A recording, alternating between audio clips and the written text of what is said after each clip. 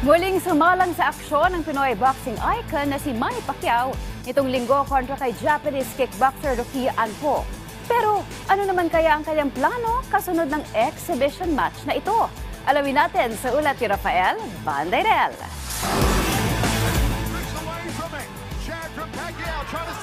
Sa unang pagkakataon simula taong 2022, muling nagpakitang gilas sa loob ng ring si pambansang kamao Manny Pacquiao.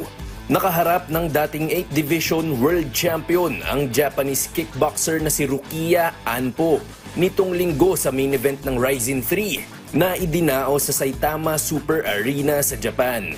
Naging matinding pagsubok para kay Pacman ang size advantage ni Anpo. Paano ba naman 6 feet ang tangkad ng Japanese fighter kumpara sa 5'5" na taas ni Pacquiao? Gayunpaman ipinamalas ni Manny ang kanyang angking bilis at experience upang kumonekta ng malilinis na mga patama.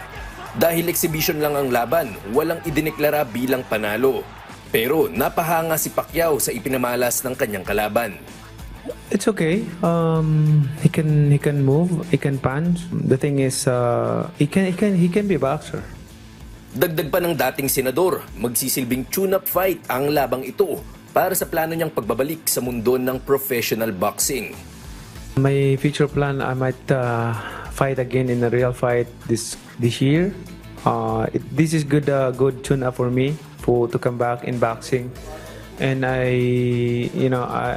realized a lot of things to develop more and to work on.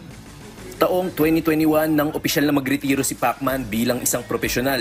Pero punteriya ng kanyang kampo ang isang laban kontra kay Mario Barrios ng Estados Unidos para sa WBC World Welterweight Championship.